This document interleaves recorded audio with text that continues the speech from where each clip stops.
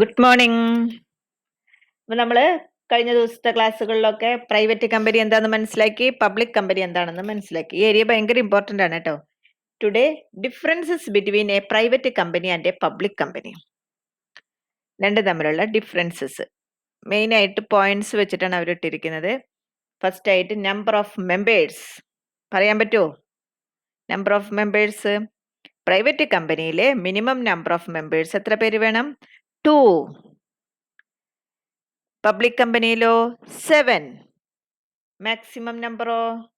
Private കമ്പനിയിൽ 200, public കമ്പനിയിലോ unlimited. മനസ്സിലായല്ലോ? Number of members, minimum number, maximum number. Minimum number private കമ്പനിയിൽ 2, public കമ്പനിയിൽ 7.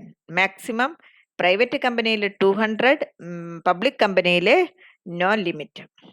Okay. Next point, public invitation to capital മൂലധനം ഉണ്ടാക്കുന്നതിന് വേണ്ടിയിട്ട് public invitation. There is no public invitation in the share capital of a private company. പിന്നെ അല്ലെങ്കിൽ പിന്നെ ഒരു private അല്ലല്ലോ, സ്വകാര്യമായിട്ട് നടത്തുന്നതാണ്. പിന്നെ മറ്റുള്ളവരോട് അറിയിക്കേണ്ട ആവശ്യമേ അവർക്കില്ല. പബ്ലിക്കിനെ ഇൻവൈറ്റ് ചെയ്യുന്നേ ഇല്ല. പക്ഷെ പബ്ലിക് ആണെങ്കിലോ, പബ്ലിക് ആണ്, ഇത് പബ്ലിക് റോഡാണ്, ഇത് പബ്ലിക് പ്ലേസ് ആണ്. മനസ്സിലായില്ലോ? പബ്ലിക് ആണ്. ആര് വേണേലും വന്നോളൂ എന്ന് പറഞ്ഞിട്ട് ഇങ്ങനെ ഇരിക്കുക. അപ്പൊ അവരെന്ത് ചെയ്യും?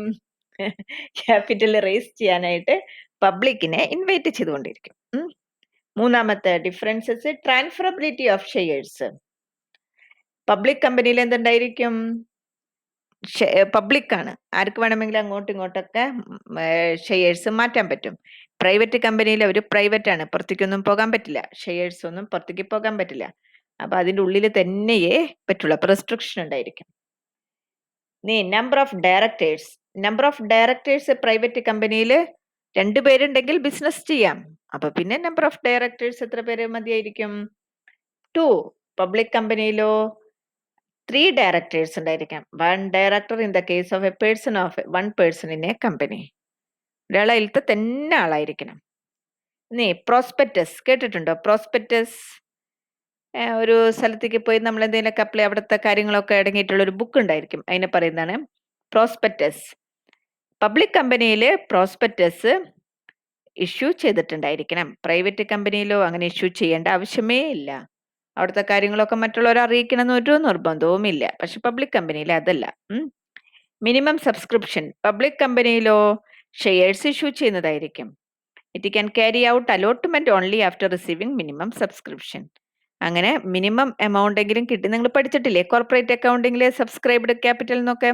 Called up capital, paid up capital.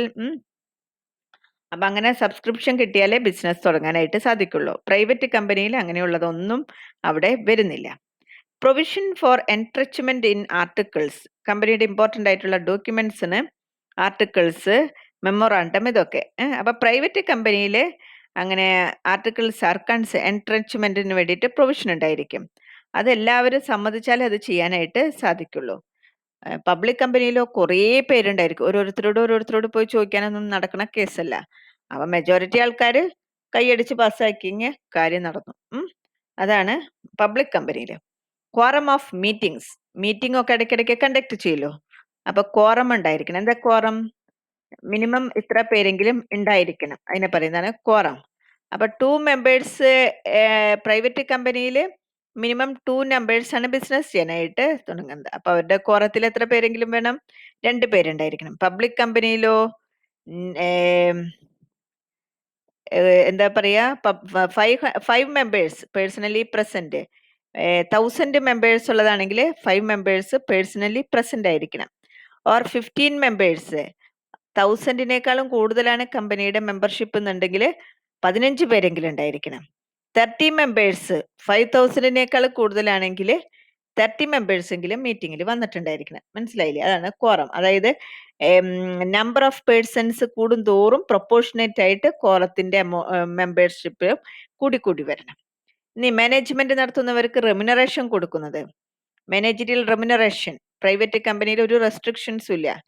Legal restrictions ഉണ്ടായിരിക്കും. പബ്ലിക് കമ്പനിയിൽ ഇത് പ്രോഫിറ്റിന്റെ 11%-നേക്കാൾ ഒരിക്കലും കൂടാൻ പാടില്ല മാനേജറിയൽ റെമ്യൂണറേഷൻ.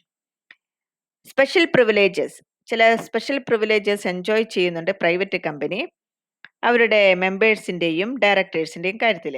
പബ്ലിക് കമ്പനിയിൽ അങ്ങനെ ഒരു സ്പെഷ്യൽ പ്രിവിലേജസും വരുന്നില്ല.